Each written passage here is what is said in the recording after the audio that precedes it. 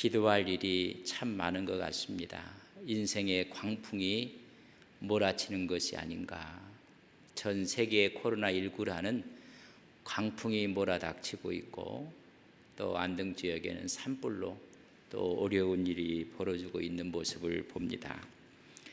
우리가 이런 상황 가운데 우리의 신앙과 믿음은 어떻게 유지해야 되고 간직해야 되는지에서 오늘 제목을 코로나19로 인한 전 세계 유행을 선포했고 전염병으로, 그래서 팬데믹과 우리의 신앙은 어떤 관계 속에서 또 어떤 믿음을 가져야 될 것인가를 성경이 뭐라고 말씀하시는지 함께 나누면서 이럴 때일수 우리의 믿음과 신앙을 견고히 하는 기회와 계기가 됐으면 좋겠습니다.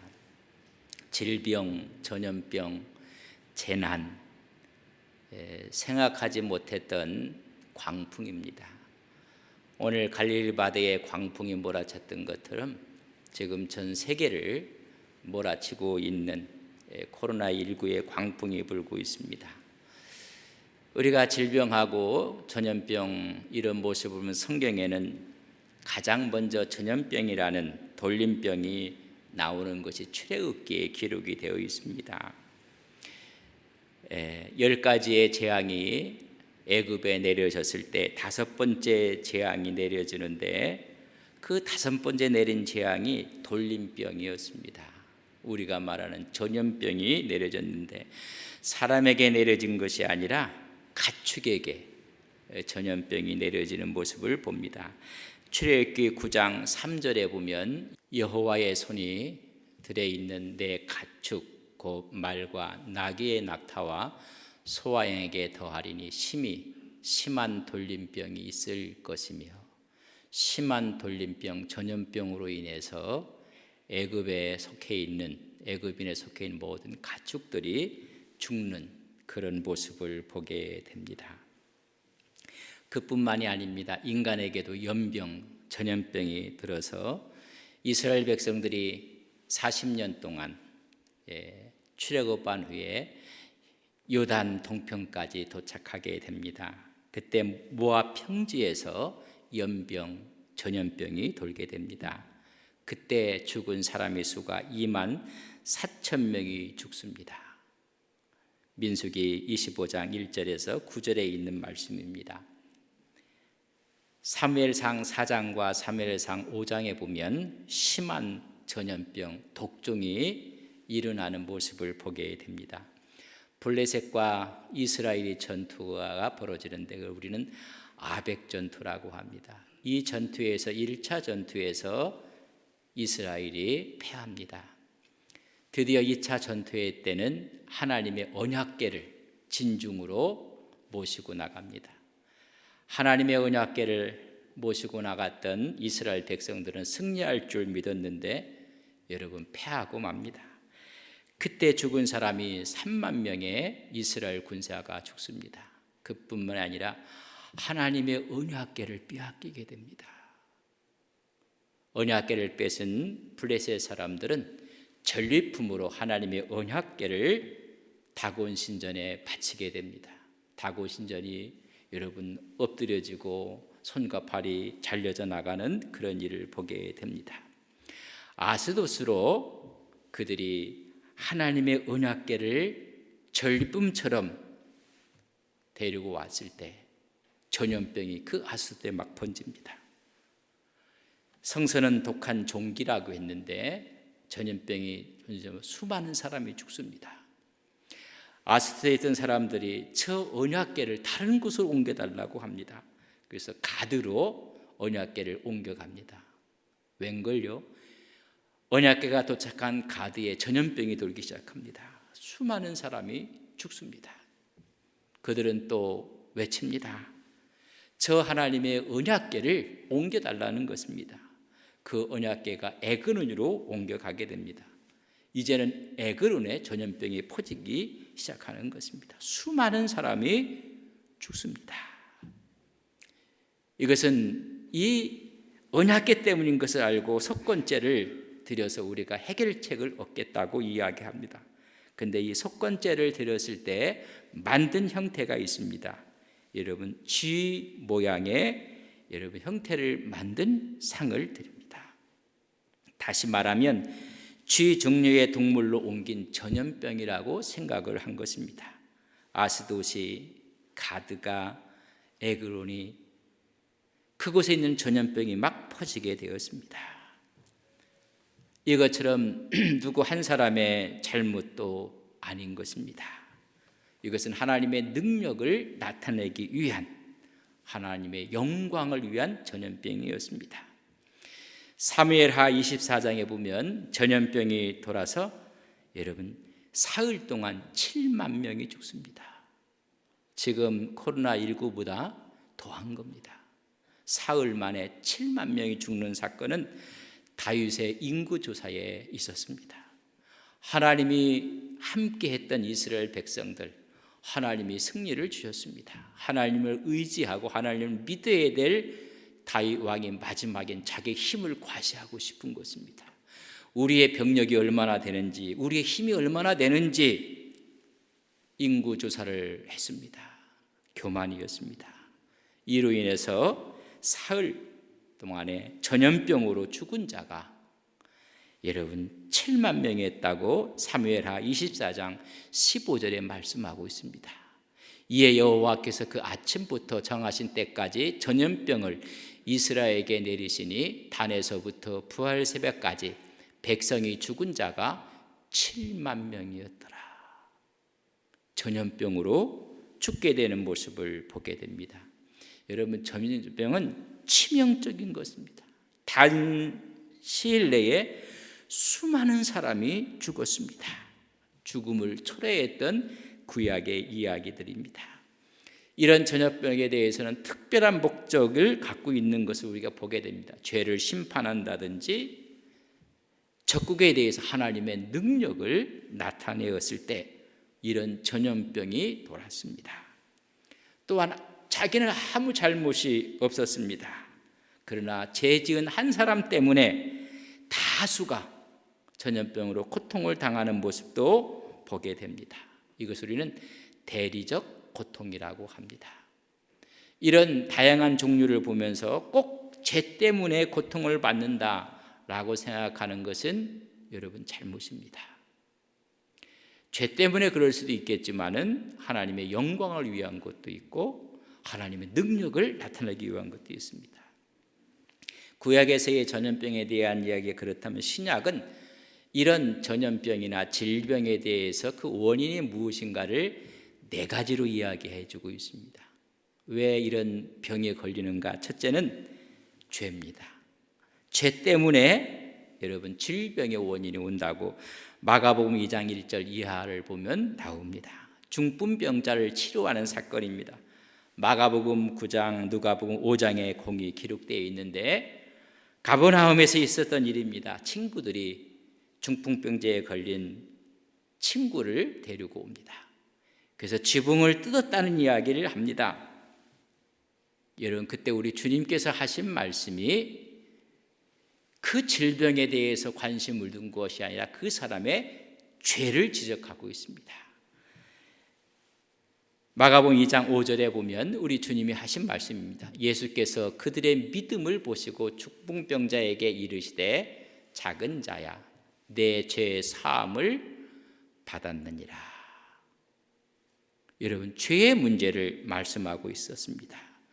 죄 사함의 주체가 하나님인 것을 말씀하고 있고 예수님은 그 사죄의 은총을, 사죄의 권세를 가지신 분인 것을 말해주고 있습니다. 그래서 치유라는 방법을 통해서 이분이 죄를 사할 권세를 가진 하나님인 것을 보여주고 있는 것입니다. 그렇다면 이 중풍병자의 병은 죄 때문에 있었다는 것입니다. 그래서 죄가 질병의 원이라는 것입니다. 악행을 한다든지 죄를 지으면 하나님께서 질병을 주신다고 신명기 28장 20절에서 22절에 기록되어 있습니다. 여러분, 20절에 보면 내가 악을 행하여, 악이라는 이야기는 죄를 향하는 것입니다.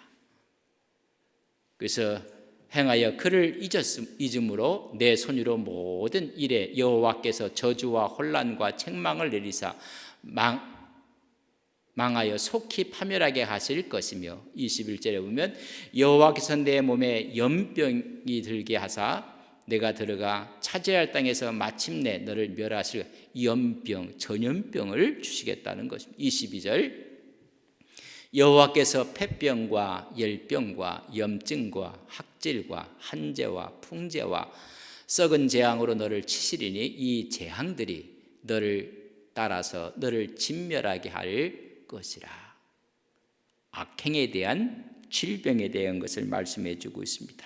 연병, 폐병, 또한 열병, 학질, 한재, 풍재, 재앙을 줄 것이라고 죄에 대한 이야기를 해주고 있습니다.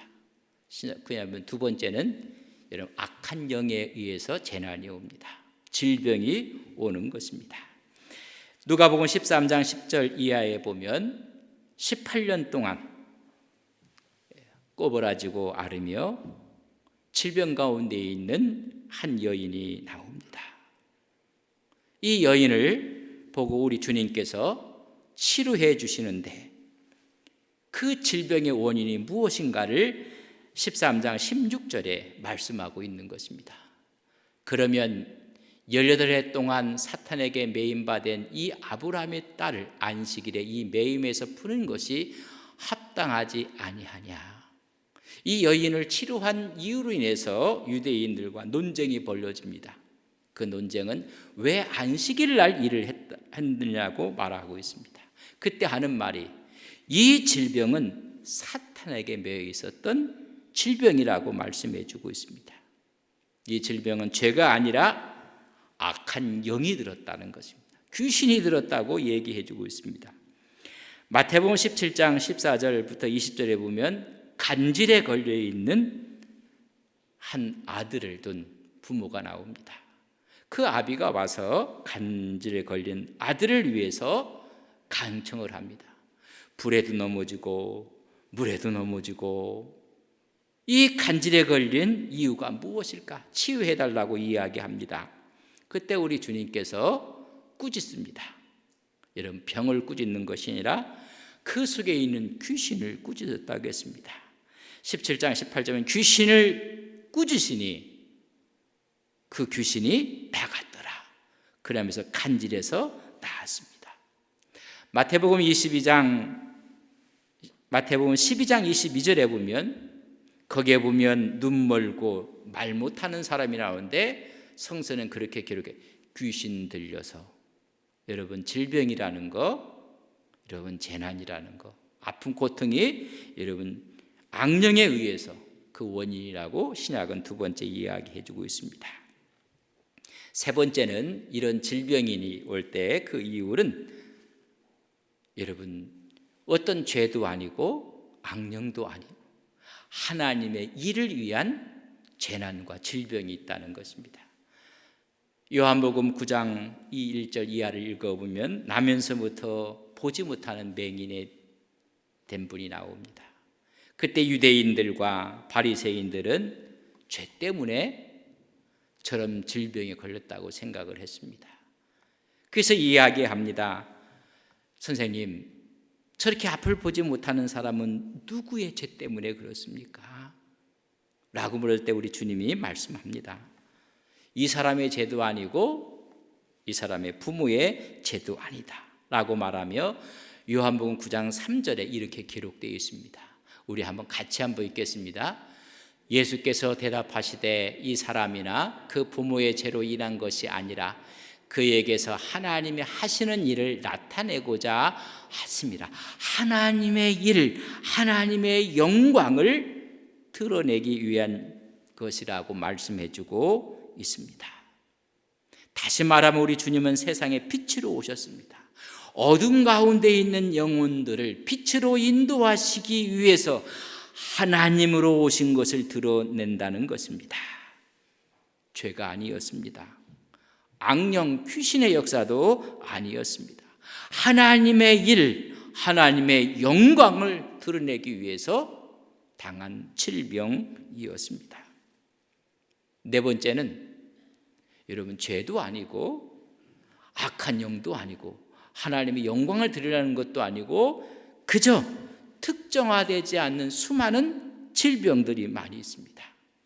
열병에 걸린 베드로의 장모, 아무런 표현과 설명이 없습니다.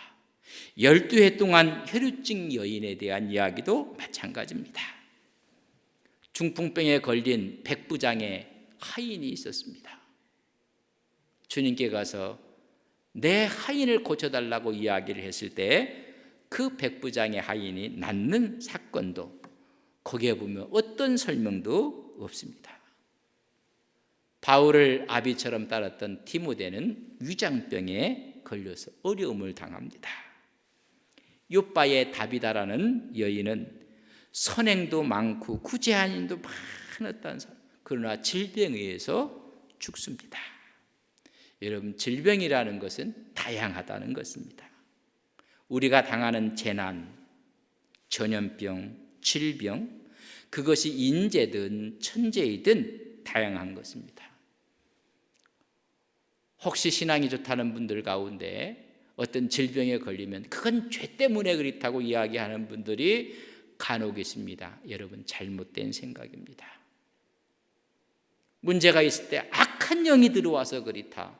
여러분, 그것도 다 맞는 말이 아닙니다. 성서에 보면 하나님의 영광을 위한 것도 있고 설명하지 못하는 일들이 너무 많습니다. 죄 때문에 그렇다, 악한 귀신 때문에 그렇다. 여러분, 잘못된 판단인 것을 아셔야 합니다. 포항에서 부목사로 있을 때 한 가정의 집사님 딸이 있었습니다. 그러나 정신적으로 건강하지는 못했습니다. 그렇다고 해서 큰 문제가 있는 건 아니었습니다. 자연스럽게 의학적인 도움을 받고 또 사람의 상담의 도움을 받으면 얼마든지 건강할 수 있는 그런 상황이었습니다. 그런데 갑자기 문제가 생겨서 정신질환으로 더 이상은 케어할 수 없는 상황까지 이르게 되었습니다. 왜 이렇게 되었을까?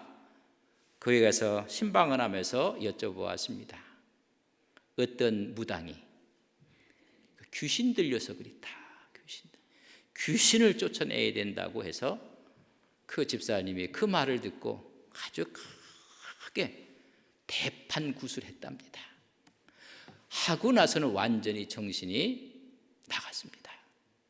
어떻게 했나 궁금해서는 잘 이야기를 하지 않았길래 그래도 말씀해달라고 했더니 오랫동안 했는데 그 중에 막 묶어놓고 귀신 쫓는다고 칼 갖고 춤을 추고 그 앞에 불을 피워놓고 그리고 소금을 막 뿌려가면서, 이런 불에 왕소금을 뿌리면 어떻게 될까요?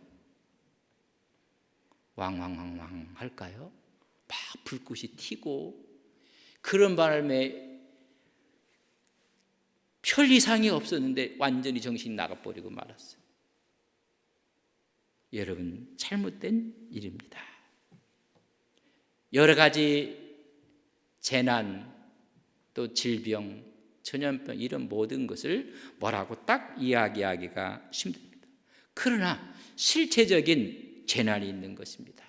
질병이 있고 전염병이 있는 것입니다. 오늘 본문의 말씀에 보면 큰 광풍이 불어닥치는 모습을 봅니다. 지금 코로나19는 전 세계에 들이닥친 큰 광풍입니다. 주님께서 제자들과 함께 배 타고 저 건너편으로 건너가자고 제안하신 분이 주님이 말씀하셨습니다.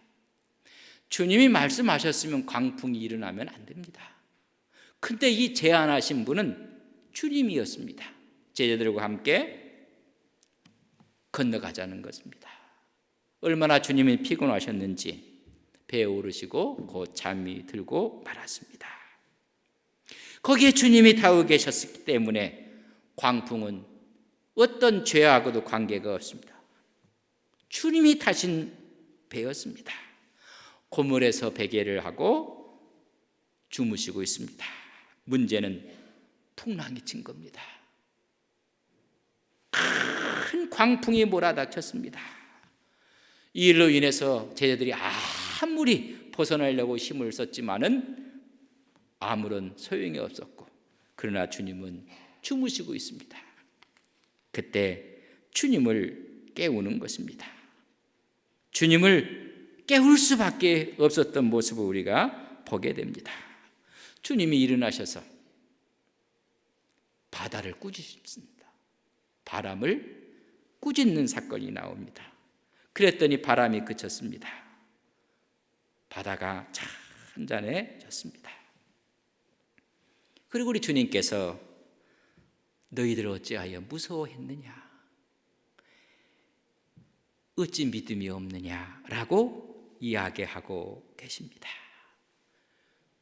이 이야기 속에 제자들은 깜짝 놀라서 서로 말하되 이분이 누구기에 바람과 바다를 잔잔케 하는가, 바람이 순종하고 바다가 순종하는가라고 이야기를 해주고 있습니다. 이 큰 풍랑은 원인이 죄도 아니었습니다. 악의 세력도 아니었습니다.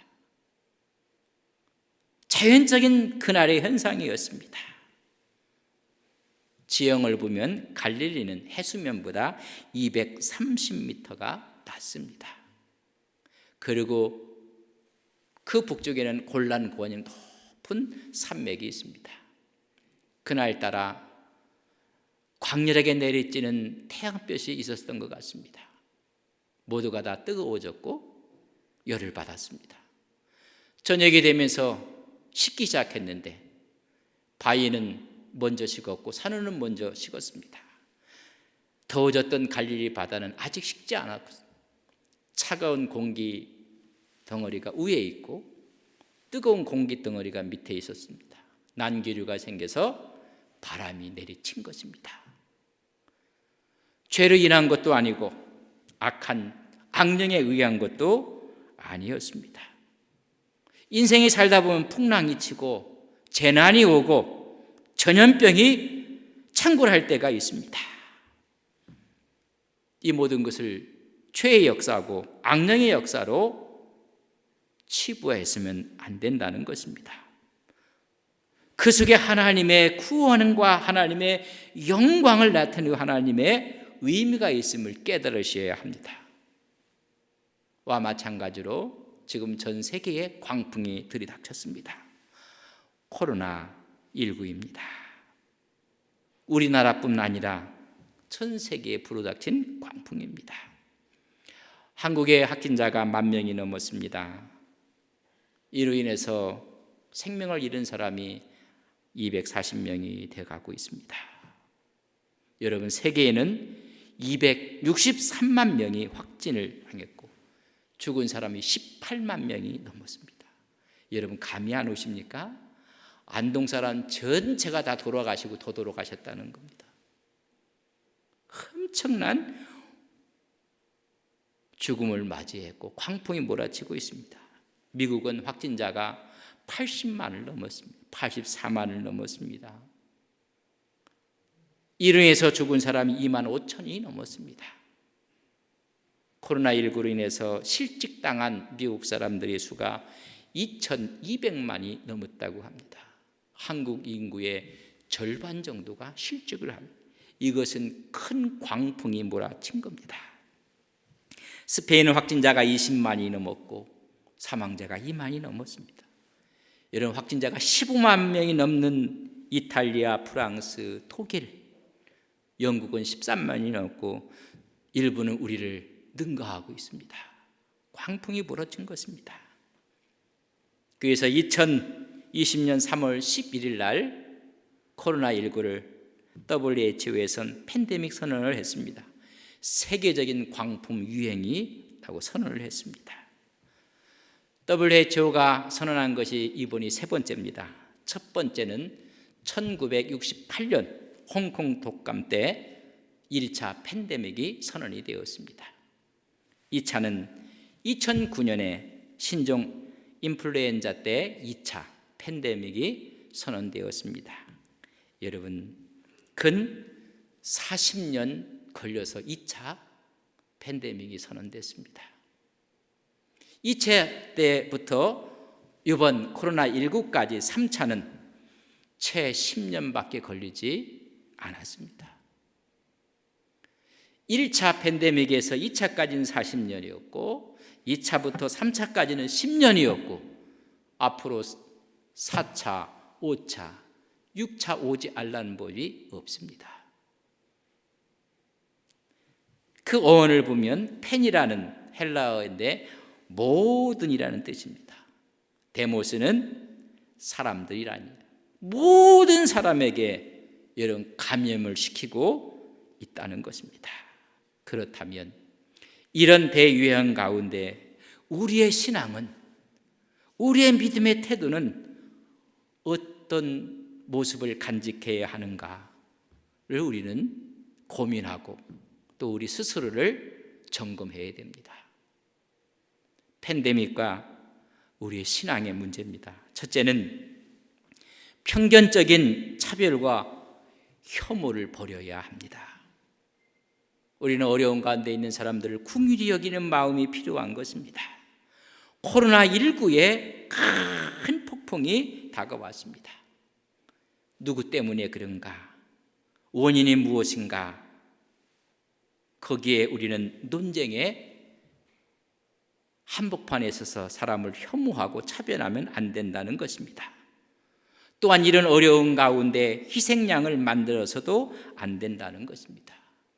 그러나 해외에서 보고되는 뉴스를 보면 동양 사람들을 혐오하고 차별하고 인종차별적인 모습을 갖고 폭행하고 피습하고 있다는 소식을 듣게 됩니다.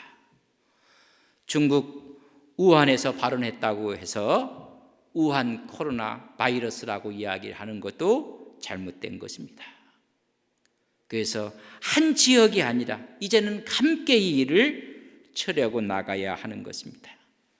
여러분, 그래서 아시아권에 중국에서 해서 동양인 전체에 대한 부정적인 인식을 세계가 갖고 있는 모습을 봅니다. 이탈리아에서는 동양계 사람들이 오면 코로나 바이러스라고 속삭인다는 것입니다. 이탈리아가 얼마나 많이 죽었고 확진된지 아십니까?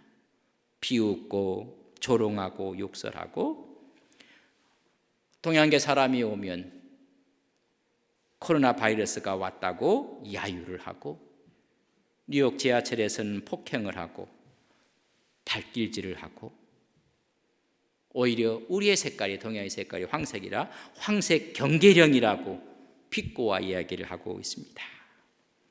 우리는 확진자들에 대한 쿵이란 여기는 마음을 갖고 위로해야 되지 혐오하고 차별하면 안 된다는 것입니다. 어떻게 이 아픔을 또 고통당하는 사람을 우리가 돌보고 일으킬 수 있는지를 생각해야 됩니다. 중세에 흑사병이 번지고 전염병이 번졌을 때 그들은 희생양을 찾아 나섰습니다. 누구 때문인가? 그리고 혐오와 마녀 사냥을 했습니다.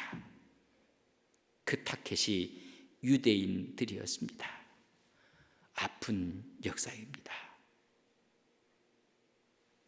두 번째는 우리의 신앙은 스스로 우리를 점검하고 우리는 죄인이라는 회개의 고백이 필요한 것입니다. 우리 인간의 모습을 보면 욕심이 끝이 없습니다.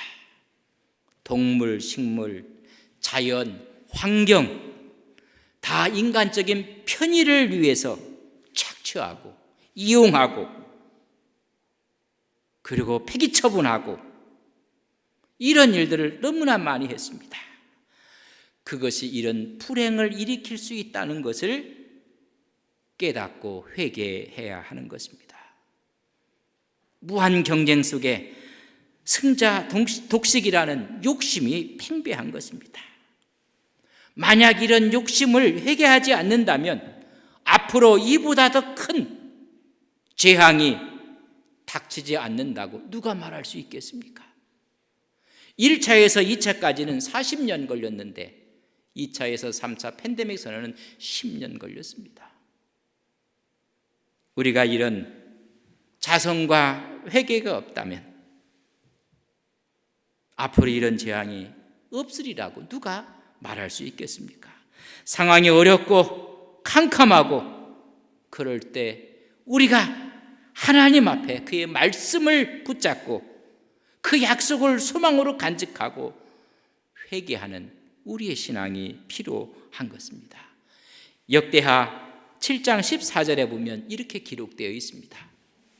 내 이름으로 일컫는 내 백성이 그들의 악한 길에서 떠나 스스로 낮추고 기도하여 내 얼굴을 찾으면 내가 하늘에서 듣고 그들의 죄를 사하고 그들의 땅을 고칠지라.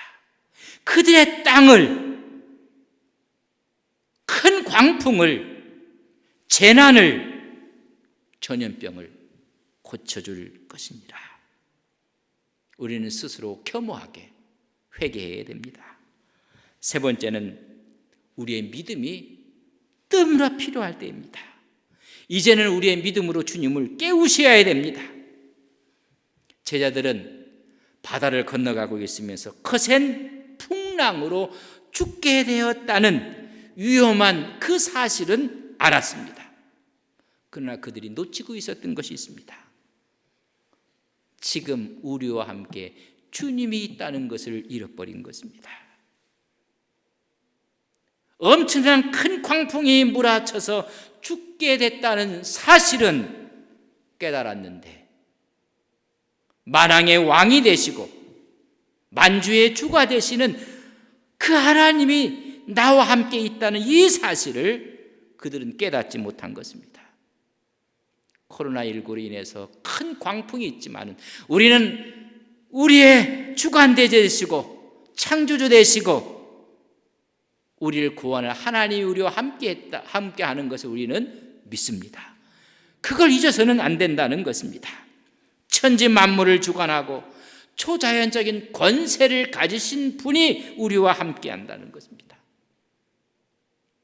제자들은 이 사실을 잃어버리고 스스로 어려움에서 탈피하려고 한 것입니다. 스스로 구원할 수 있다는 생각을 한 것입니다. 여러분, 인간은 무능합니다.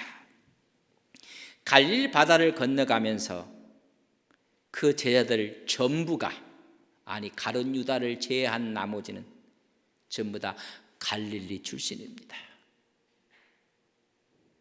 거기서 태어났고 거기에서 잔뼈가 굵었습니다. 어려서부터 갈릴리 바다가 놀이터처럼 생업의 터전이었고 너무나 잘 알고 있습니다. 그 갈릴리 바다에 대해서는 전부 다 베테랑입니다. 전문가였습니다. 풍랑이 다가오면 어떻게 대처해야 하는지 전부 다 고수들만 그곳에 있었습니다. 그런데 그날 밤 풍랑은 속수무책이었습니다. 인간이 갖고 있는 지식, 과학, 의학, 첨단 기술, 수많은 장비, 코로나19 앞에 속수무책입니다. 그렇게 전문가였었고 최고의 지식을 갖고 있었던 제자들이었지만 그날 밤 풍랑에는 아무 힘을 쓰지 못했습니다. 자기와 함께 그들과 함께 있는 주님을 잊어버리고 노력만 했습니다. 드디어 이들에게 필요한 것이 믿음입니다. 오늘 우리의 이런 엄청난 재앙 앞에 필요한 것이 우리의 믿음을 되찾는 것입니다. 너희가 어찌 믿음이 없느냐? 주님이 제자들을 책망한 모습을 봅니다. 아직도 신앙이 성숙하지 못했습니다. 주님이 기대할 만큼 성장하지 못했다는 것입니다. 우리 주님은 여러 번 제자들에게 기적을 보여주셨고 이적을 나타내 보여주셨고 가르쳐 주었고 하나님의 능력을 가지신 신적인 존재인 것을 여러 번 제자들에게 보여주었습니다. 그러나 진작 이 사실을 잃어버리고 마른 것입니다. 풍랑이 치니 신적인 존재인 하나님이 나와 함께 하고 있다는 사실을 잃어버리고 말았습니다. 그래서 그들은 두려워 떨고 있는 것입니다. 자신들을 구원할 분, 자신들을 붙잡아 줄 그 신적인 존재가 지금 배 안에 있다는 사실을 잃어버리고 있는 것입니다. 오늘 우리에게 큰 재난이 다가왔습니다. 그러나 우리에게는 우리를 구원하시고 신적인 존재 되시는 우리 주님이 우리와 함께하고 있는 것을 우리는 믿습니다. 만약에 이것을 믿는다면 제자들은 의연하게 믿음의 행동을 했을 것입니다. 이것을 묻지 못하니 그들은 두려워 떨고 있었던 것입니다. 오늘 이 본문 말씀 어찌하여 믿음이 없느냐, 이 말씀에 보면 신의 사본 또한 바티칸 사본, 배자 사본에는 한 단어가 더 추가되어 있는데 지금 없는 사본에 있는 이야기를 지금 쓰고 있습니다. 어떤 것이 빠졌는가 하면 후포라는 단어가 빠졌습니다. 이 후포는 뭐냐면 아직도 이런 얘기입니다. 다시 말하면 어찌하여 믿음이 없느냐 이 말이 아니라 어찌하여 아직도 믿음이 없느냐.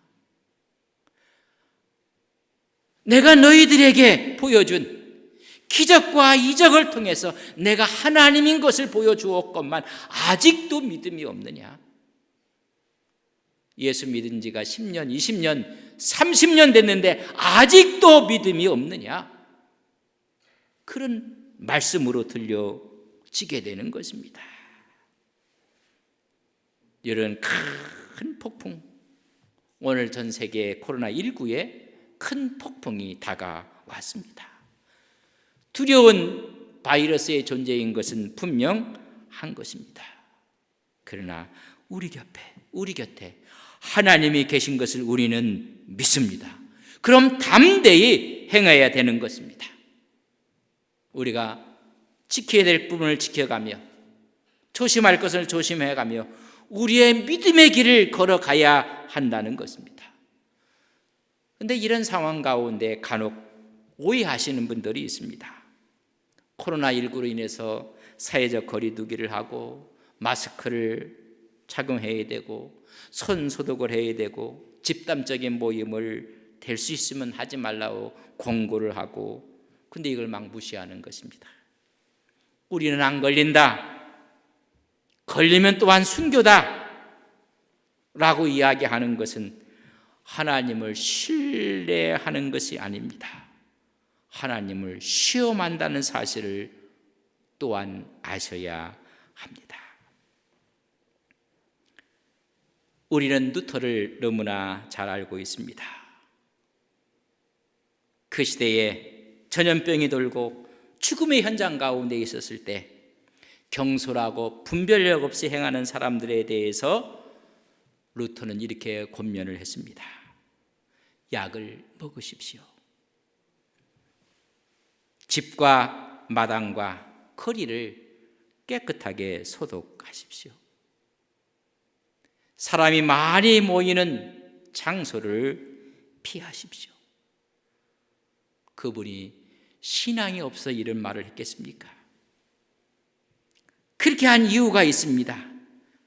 나의 무지와 태만으로 내 사랑한 이웃에게 전염병이 옮겨질까 봐, 오히려 이웃에게 죽음을 전달할 수 있을까 봐 약을 드십시오. 소독을 하십시오. 그리고 사람이 많이 모이는 장소를 피하십시오. 나를 위한 것이 아니라 사랑한 이웃을 위해서 그렇게 권면을 했습니다. 우리는 하나님을 시험하지 말고 신뢰하라고 권면하는 말씀인 것입니다. 하나님께서 의약도 주셨고 하나님께서 좋은 약도 허락해 주신 것입니다. 그걸 먹고 치료도 하고 그걸 먹고 회복도 하는 것입니다. 그러나 우리가 이런 의학과 이런 약을 사용하지 않고 거부한다면 하나님을 믿는 것이 아니라 하나님을 시험하는 것이라는 것입니다. 마치 스스로 목숨을 끊으려고 하는 것과 마찬가지라는 것입니다. 우리가 당한 것은 현실입니다. 그러나 우리 곁에 주님이 계신 것을 우리는 믿습니다. 그럼 의연하고 당당하게 믿음의 길을 걸어가는 것입니다. 아직도 믿음이 없느냐고 책망하시는 주님의 말씀을 우리는 드려야 됩니다. 우리의 마지막 태도는 일상의 삶, 감사를 회복하셔야 됩니다. 사람이 만날 수 있다는 것이 얼마나 큰 축복이며 함께 악수를 하고 부둥켜 안고 함께 식사를 하는 것이 얼마나 큰 복인 것을 아십니까? 우리는 너무나 이것을 당연한 것으로 치부해 오고 말았습니다. 이것이 하나님의 은혜인 줄 몰랐습니다. 깨닫지 못했다는 것입니다. 코로나19로 인해서 일상의 삶의 모습에서 잃었던 감사를 찾아야 합니다. 범사에 감사라고 말씀하고 있는 것입니다. 세계적인 대유행 팬데믹이 선언이 됐고 이로 인해서 잠자는 우리의 영혼이 깨어나야 하는 것입니다. 기도해야 되고 일상의 모든 것이 감사인 것을 깨달아야 하는 것입니다. 인생에 언제 폭풍이 다가올지 알 수가 없습니다. 갈릴리 바다에서 일어났던 그 큰 광풍이 오늘 전 세계에 코로나19라는 광풍이 치고 있습니다. 언젠가 우리 인생 가운데 나도 모를 또 다른 광풍이 다가올 것인 것을 우리는 또한 아셔야 합니다. 그때 하나님이 계심을 아셔야 합니다. 하나님이 우리를 붙잡아 주시고 축복하시고 회복하시는 하나님이 계심을 아셔야 하는 것입니다. 오늘 이런 상황 가운데 그래서 우리의 신앙이 회복되고 우리의 삶이 회복되는 기회가 되기를 주님의 이름으로 간절히 바랍니다.